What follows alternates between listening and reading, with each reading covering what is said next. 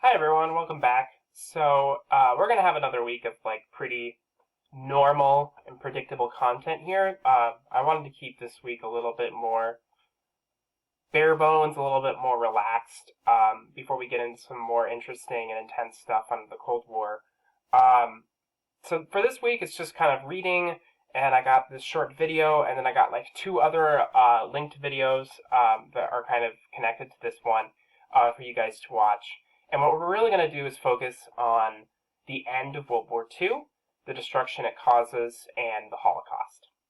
So as a reminder, this is our 5th week of OWLs, our Opportunities for Weekly Learning. So for seniors, this is really your very last week, assuming you're doing all of them, which would be great. For juniors, this is definitely something you need to be doing and participating in. Obviously, same goes for sophomores. So if you remember back for a few weeks ago, we were talking about the road to World War II, right? And we were talking about how Nazi Germany, Fascist Italy, and the Empire of Japan, and their militarism and aggression and their nationalism, right, are largely responsible for the outbreak of World War II. By the end of the war, all of these powers will have unconditional surrenders. What this means is that there's no peace treaty. There's no agreements being made. There's no armistice because there literally is no government of Germany, Japan, or Italy left, right? The government has been toppled and the entire country has been occupied by their enemies. What that means is that the victors can do whatever they want and they no longer have to worry about kind of these other governments feeling like they've been betrayed or feeling like they could have won the war. They don't want there to be any question at the end of World War II who won and who lost. See, unlike in World War I, right, where Germany feels largely like it maybe could have won the war and maybe its own government betrayed it or the Treaty of Versailles was not fair to Germany, there's no concern at the end of World War II what's fair to Germany or not because Germany unequivocally lost. So, in the wake of World War II, we have Germany split into two parts, one occupied by the USA, Britain, and France, and the other half in the east occupied by the Soviet Union. Japan will be entirely occupied by the United States, and Korea will be split in half between the United States and Russia and China. Trials are set up at Nuremberg to deal with war crimes, which there are plenty of, and we'll get more into that in a moment. Before we do, I want to redirect your attention and I wanted to have you guys watch this video, The Fallout of World War II. It's about 18 minutes long. It's really interesting. It is an award-winning animated short, basically on counting up the amount of death and destruction that happened in the wake of World War II. Historians have largely disagreed on, a lot of the numbers of death, but for the most part, a lot of historians would say that 70 million is a pretty low estimate and a safe estimate for the number of people that died, either soldiers or civilians, in World War II. At the time, that's nearly 2% of the world's population. It is the singular most destructive war in all of human history, and perhaps the most destructive event of all of human history. Not proportionally. Obviously, proportionally speaking, some events were deadlier to the world. A lot of historians believe that Black Plague, for example, killed a larger percentage of the world population. The Mongolian invasions likely destroyed a larger percentage of the world's population. But World War II is unique in that, nominally speaking, in the sheer numbers of people killed, it likely takes the cake. And World War II also destroyed environments. It destroyed governments. It destroyed order. There's never been quite a shakeup of the way that the world is since World War II. So to kind of get a full understanding of that, please watch The Fall of World War II. It is linked in the weekly update, and it's linked here too. So I'll give you guys some time to watch that, and come on back when you're done.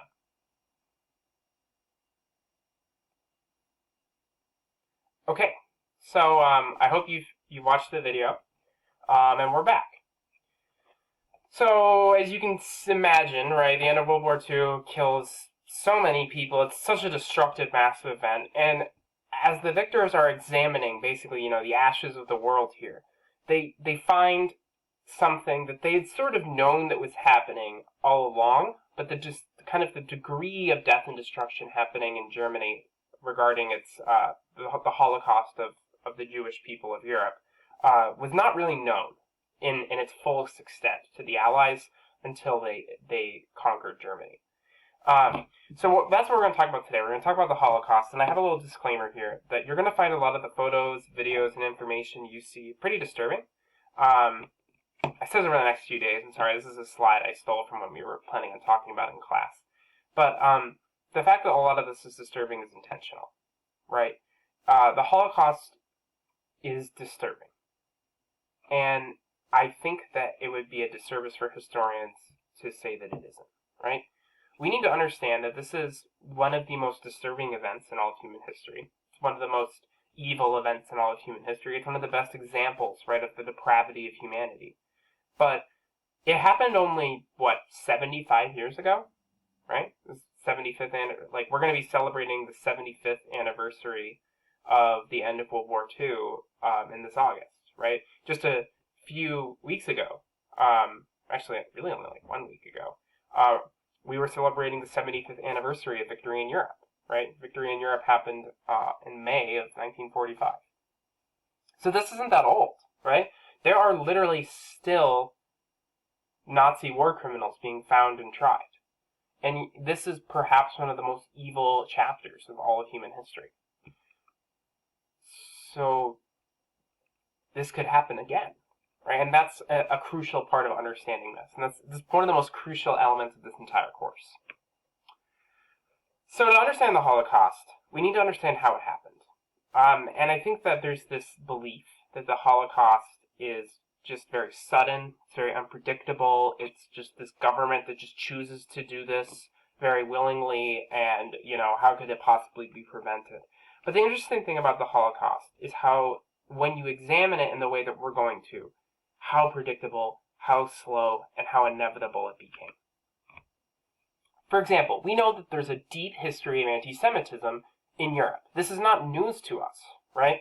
When Hitler says, if there is no other enemy available, there is always the Jew, whose despised figure can always be made to serve as fuel for the fighting spirit, and at the same time to keep alive the happy feeling of belonging to the company of the elect, he's drawing upon concepts that have been around in European history for a really long time, right? We know that Jews were massacred in the wake of the Black Death. They were blamed for it.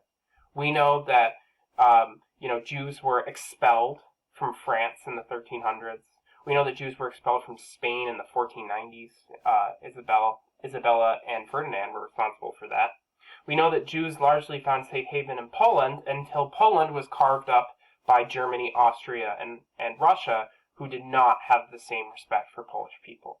We know that Jews have been persecuted throughout European history, and so when Hitler is saying that, the Jews are an enemy of the European people, this is drawing on hundreds of years of precedence, right? This is not something that people are unfamiliar with.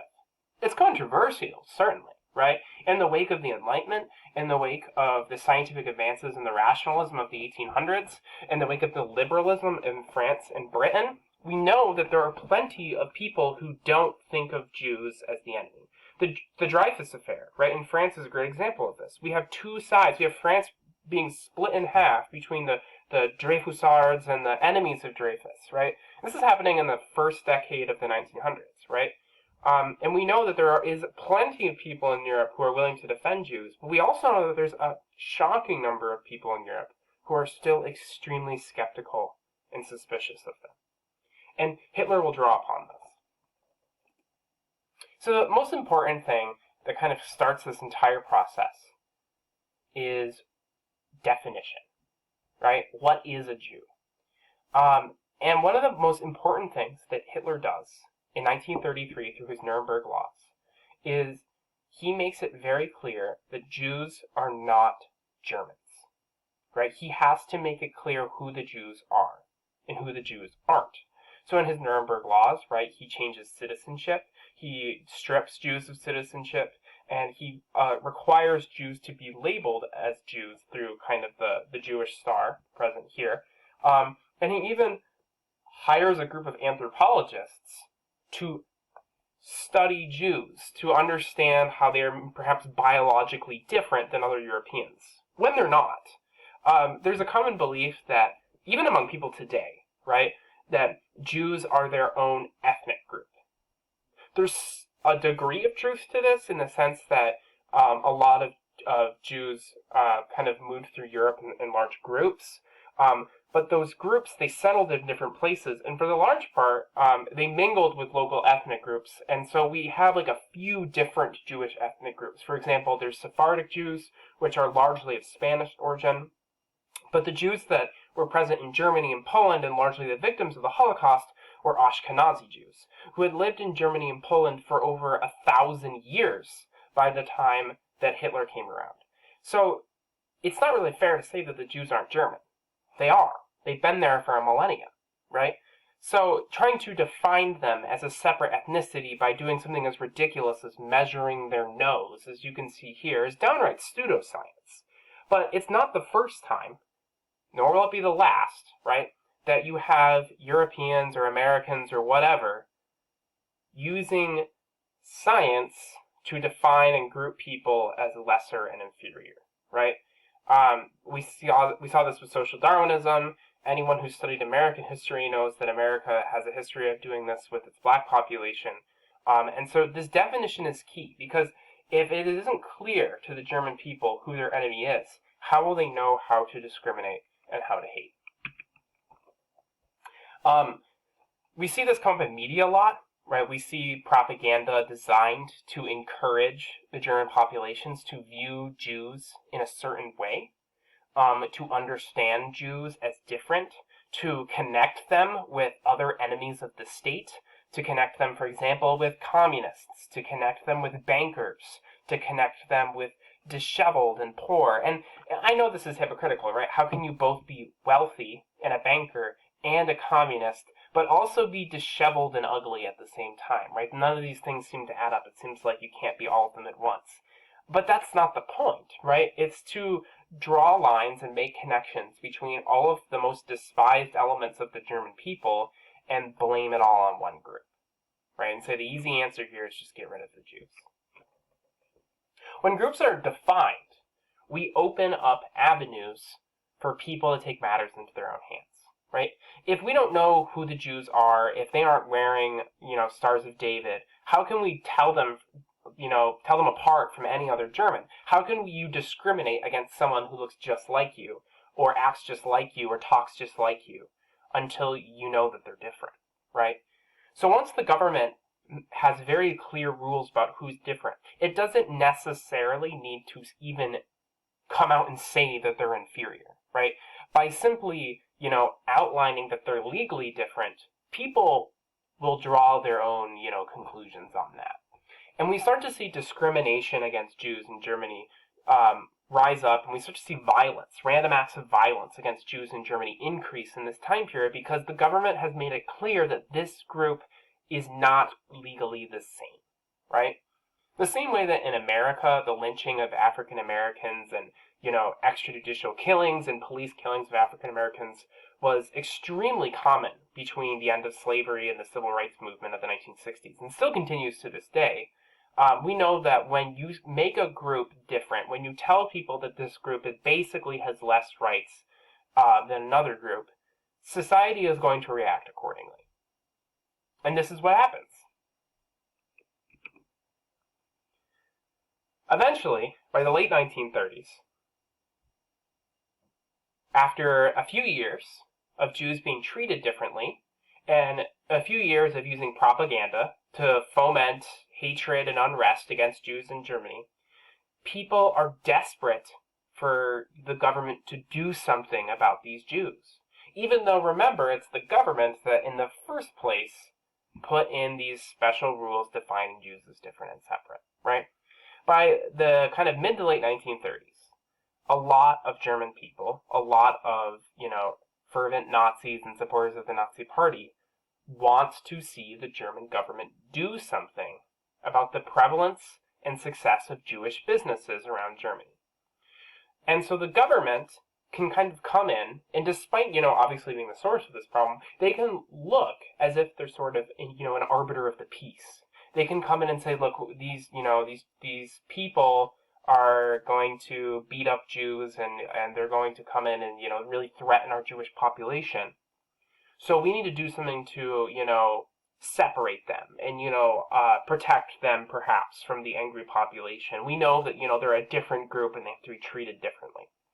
And so the German government, by the mid to late 1930s, is actively engaging in buying up Jewish businesses, seizing Jewish businesses, selling off the property of wealthy Jews, nationalizing any banks or any other businesses that are run by Jews, and they're basically trying to reduce the effect and position of Jews in the German economy.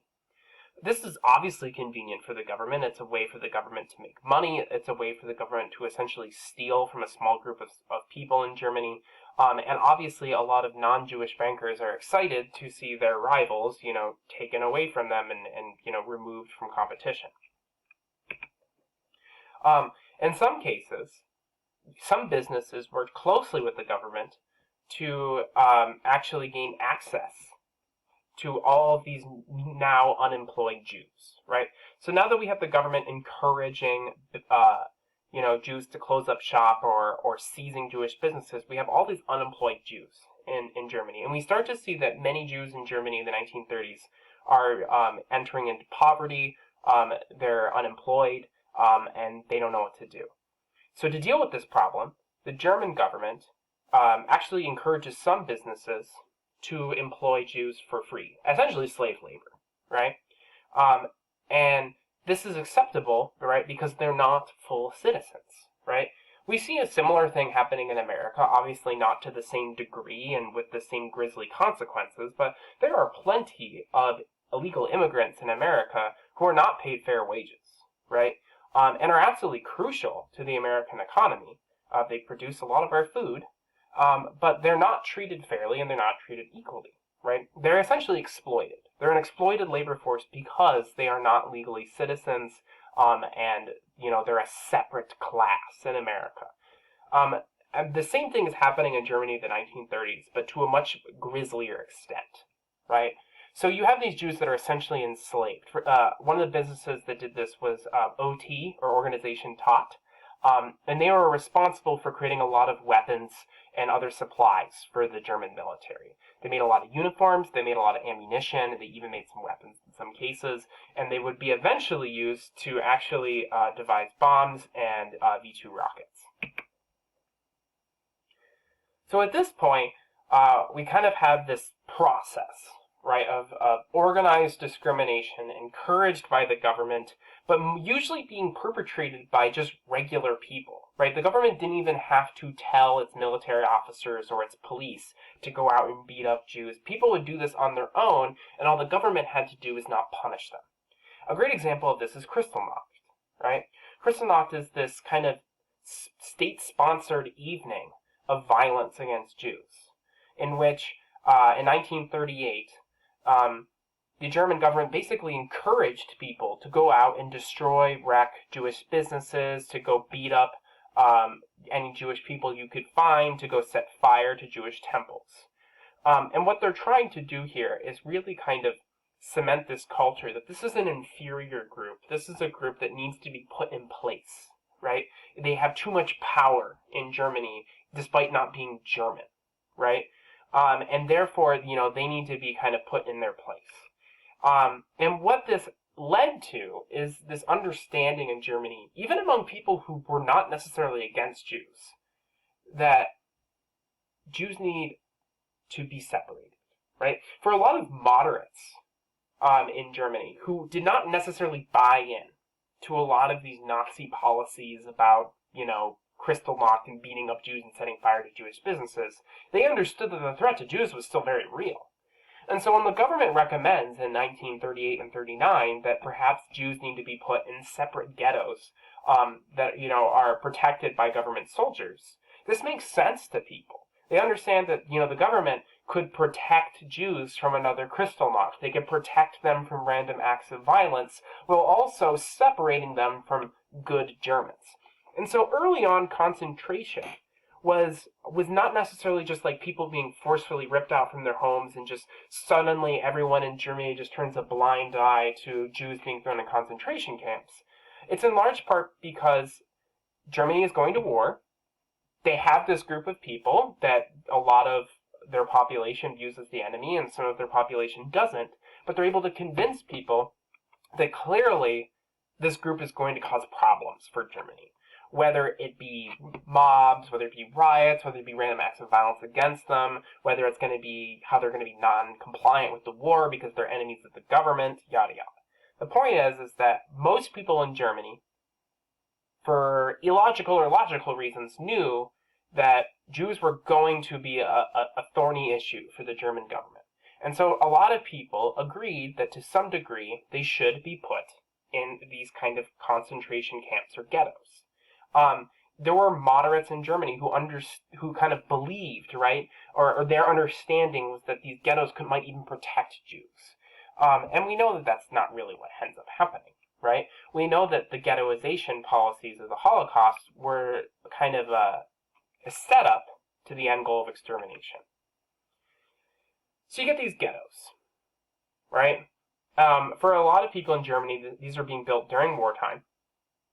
And they're seen as like a temporary policy, right? A necessity, right? These are enemies of the state. They have, deep connections to Russia. A lot of them speak Yiddish. A lot of them, maybe lived in Poland for a while.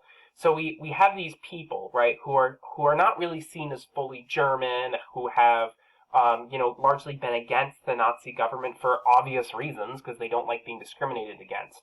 And so now they're going to be all kind of shoved into these ghettos for their own safety, but also so the government can monitor them and make sure bad things don't happen to the German population. That's how the Germans saw it at the time, right? And when you view it through this lens, you can understand why people let this happen, right? You can understand why moderates in Germany did not, get really upset with Hitler, because Hitler was able to tell people, we're doing this for, their safety as well as the safety of Germans, right? Hitler would say things like, these two groups, Germans and Jews, they shouldn't mix, right? And some moderates in Germany will be like, that's a fair statement. They might not agree that Jews need to be killed, but the act of separation made it so they didn't know what was going on with the Jews anymore. So once Jews were put in ghettos, the inevitable happens. Weapons are smuggled in, resistance groups form, poverty happens, disease happens, sickness happens, starvation happens. As the situations in the ghettos deteriorate, and as Jews become increasingly violent, militant, and actively resisting their oppression in places like Warsaw, in places like Berlin, and others, the German government is able to look at its population and say, look what's happening, right? We are creating neighborhoods where we're, providing protection and safety for these Jews, and they're, rebelling. There's disease, there's starvation. We try to give them a chance to live under their own lives and act as they will. Because in the ghettos, right, they're not being like, it's not a concentration camp, right? They have homes and they're supposed to have jobs and still do things, but that's, what are you going to do? Who's going to employ you? Where's the money coming from? So the conditions in the ghettos were so terrible, and there was so much resistance against German occupation in these ghettos. There were so many weapons being smuggled in. There were so many Jewish freedom fighters.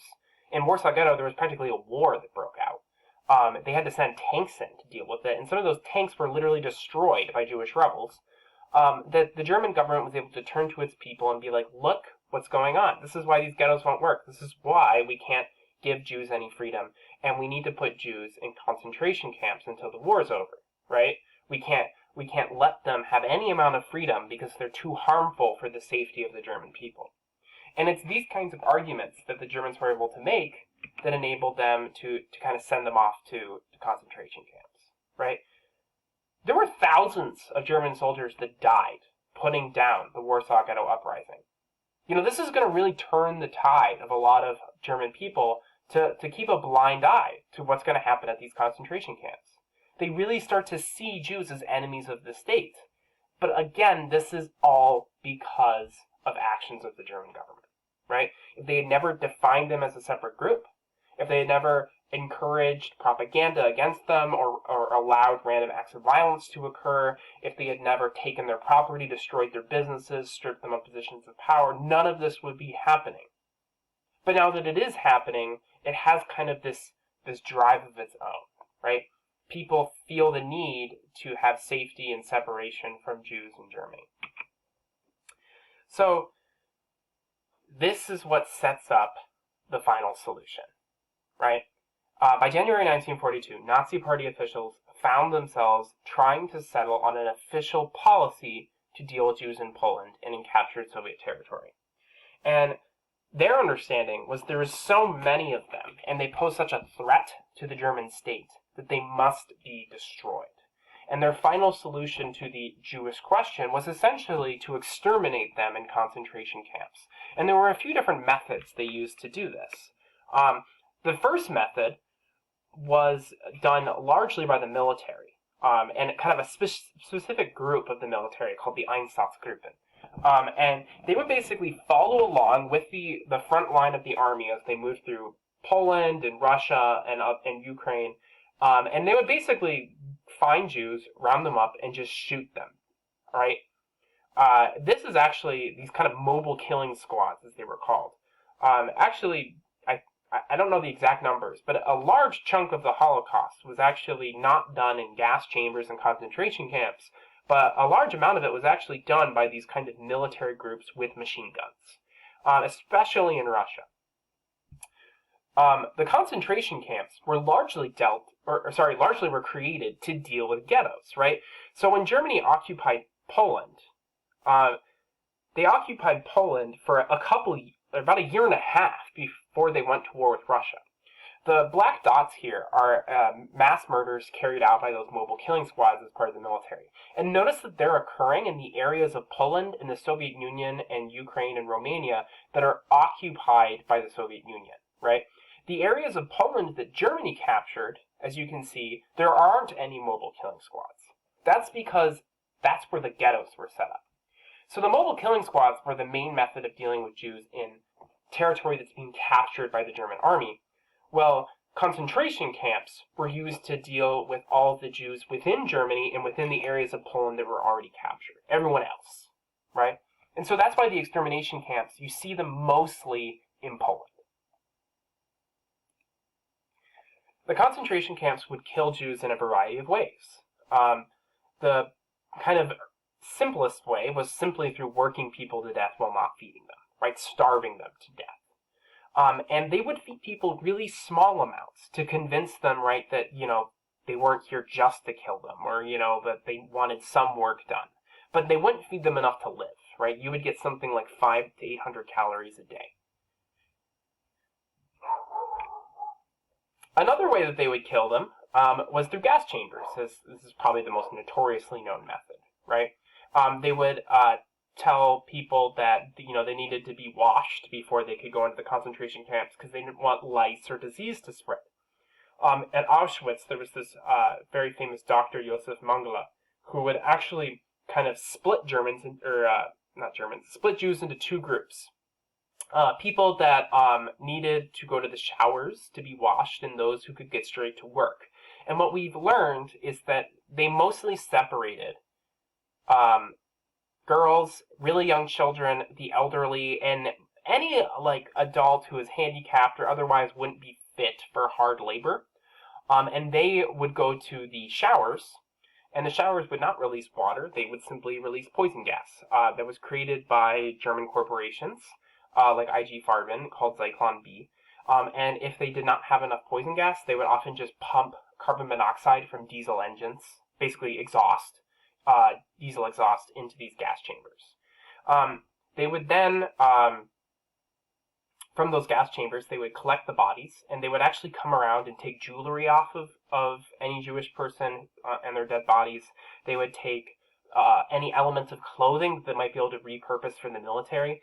And they actually had even some people go around and with basically dental tools remove any gold fillings from the teeth of the killed people because they wanted to extract as much value and money out of Jews before they died, right? So for those who could not provide hard labor and actually, help create weapons of war for the German government, they would try to basically take whatever gold, jewelry, or wealth they had from their corpses.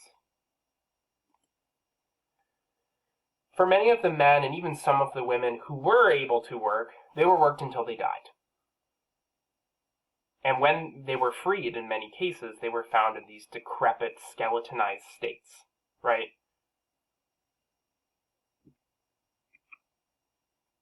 In fact, death was so frequent and so common in these camps that a lot of the German soldiers didn't actually like dealing with all of it. Obviously, you can imagine being around people dying all the time is not fun. And so the Germans would often offload the worst tasks onto some of the Jewish prisoners, called Sonderkommandos. These Sonderkommandos were Jews that were clearly, as you can see by this guy on the left and the guy on the right, they're better fed. They're actually the best treated Jewish prisoners were the ones who were willing to do the dirty work. In fact, in many of the cases, the people who went around and collected the gold teeth or the jewelry off of corpses were Sonderkommandos, right? Jews. Other jobs of Sonderkommandos included manning the crematoriums, which had to burn dead bodies 24/7. And this was because the German guards obviously did not want to engage in these tasks because they're gruesome and grisly. Elie Wiesel, a survivor of Auschwitz, said, I decided to devote my life to telling the story because I felt that having survived, I owe something to the dead, and anyone who does not remember betrays them again, right? So there was this video I wanted to show you from Elie Wiesel. It's been taken down from YouTube. It was this big interview with an Auschwitz survivor in Oprah, and it actually takes place at Auschwitz, which is terrifying and creepy. I don't want to play this video because I can't. As you can see, it's been removed. But what we can do is kind of understand what happens in the wake of the Holocaust, right? So there's this great scene from Band of Brothers that I encourage you to watch, and I'll post the link in the comments of this post. I'm actually going to put it below. I think I should probably include it in the weekly update. I'll make sure to do that. As a reminder, there is a couple scenes here in this video that are terribly gruesome. I mean, this is a dramatic recreation of these events. Obviously, this isn't a real Holocaust camp, being liberated. This isn't historical footage. This is actors. But it definitely gives you the feel of what it must have been like to liberate a concentration camp. So it's pretty terrifying, it's pretty gruesome, but I feel like, important to watch to understand the amount of suffering that people went through. As a reminder, 6 million Jews likely died from the Holocaust. And all of this starts back with this deep history of anti-Semitism, right? These seemingly, I wouldn't say harmless, because it never was harmless for Jews throughout European history, but these trends in European history that have existed and largely have not commanded like a big part of this course, right? These kind of undercurrents, under the right conditions, can turn into something like the Holocaust. And I think that's the story here, right? The story is that it's surprising how these things that don't seem that big of a deal or seem to go unnoticed or don't seem to command much of our attention. We're too busy talking about Louis XIV. We're too busy talking about liberalism. We're too busy talking about the Industrial Revolution. And we just lose track, right, of this history of anti-Semitism in Europe. It's a footnote for so many of our chapters, for so much of the history. And this is what we get for that, right? Our end result is we aren't paying attention to the deep amounts of oppression in European history against Jews. And it boils over into this terrible event. And so I think the takeaway is to be vigilant about any kind of oppression, any kind of discrimination, because we know where it can go, and we can never let it go there again.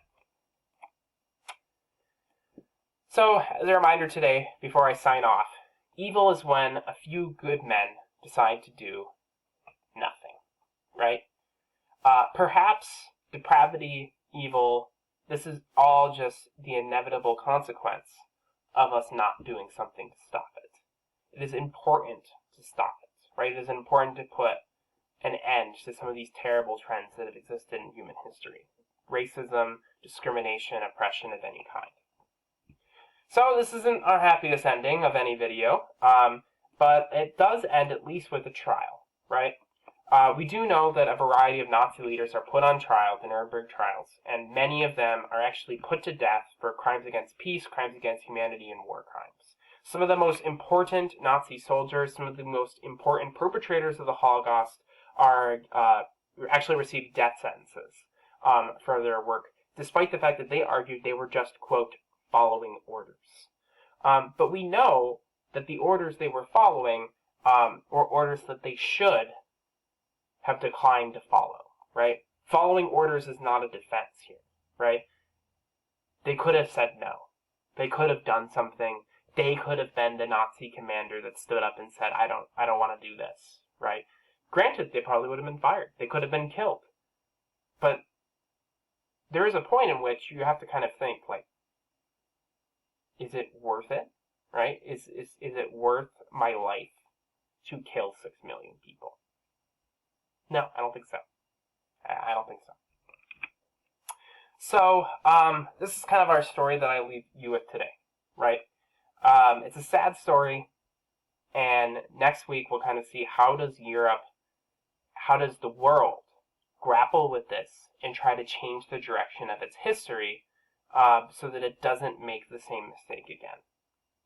A lot of people would say things like never again after the Holocaust.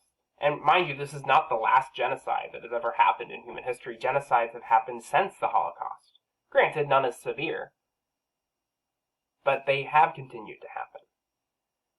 So, it's a sad story, but here's where I end our presentation. And I hope you guys found this at least informative and useful and helpful, and a different perspective on one of the most crucial events to happen in human history, and obviously one of the most important events in all of European history. So take care. I hope we get some good weather this next week, and I'll see you guys, and happy graduation, seniors.